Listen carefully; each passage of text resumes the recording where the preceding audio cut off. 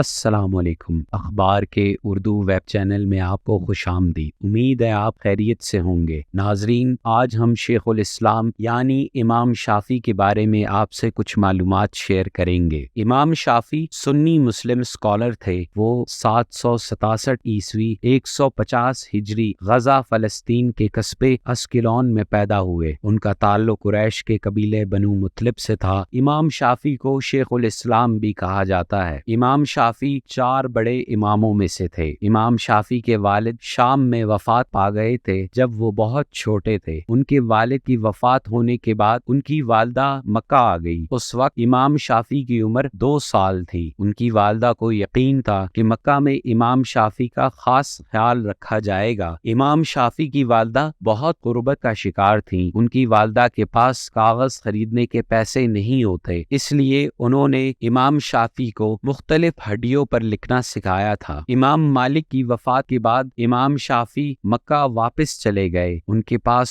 بہت علم اور معلومات آ گئے جس سے ان کی زندگی پر بہت گہرا اثر ہوا۔ امام شافعی کی شادی مکہ میں تیسرے خلیفہ حضرت عثمان رضی اللہ تعالی عنہ کی پوتی حمیدہ بن نافع سے ہوئی۔ ان کے 3 بچے تھے، ابو عثمان، ابو حسن اور فاطمہ۔ یمن کے گورنر مکہ کی زیارت کے دوران الشافعی سے ملے۔ ان کی خاص صلاحیتوں کو پہچان کر انہیں یمن میں ایک ایڈمنسٹریٹو پوسٹ دی، لیکن ان کے استاد اور بڑے امام ابو حنیفہ کی طرح امام شافعی بھی سیاسی ظلم اور سازشوں کا شکار ہوئے۔ امام شافعی کو گرفتار کر لیا گیا۔ ان پر یمن میں سیاسی دخل اندازی کا الزام لگا۔ اس وقت کے خلیفہ ہارون الرشید نے انہیں جانچ لیا اور انہیں سب الزاموں سے عزت کے ساتھ بری کر دیا۔ اس کے بعد امام شافعی محمد بن اصل الشعبانی سے ملے، جو امام ابو حنیفہ کے سب سے اچھے شاگردوں میں سے ایک تھے۔ امام شافعی کے تجزیے اور بحث نے الشعبانی کے ساتھ ان کی معلومات اور علم کو مضبوط کیا، اور اس کے علاوہ الشافعی کو بغداد میں الشعبانی اور دوسرے عراق کے علماء کی کتابیں پڑھنے کا موقع ملا۔ اپنے سفر کے بعد وہ مکہ واپس لوٹے۔ ہر جگہ جہاں وہ گئے وہ میٹنگز اور اسٹڈی سرکلز کا انعقاد کرتے رہے، جہاں بہت سے لوگ شامل ہوتے تھے، جیسا کہ ابو تاور الزعفرانی، الکربیزی، امام احمد بن حنبل، اور ان کے سرکل میں شامل ہوئے اور شافعی کے ساتھ پڑھائی کی۔ امام شافعی نے 100 سے زیادہ کتابیں لکھیں، جس میں سے کچھ ہیں کتاب الام، الرسالہ، اختلاف الحدیث، الاملا،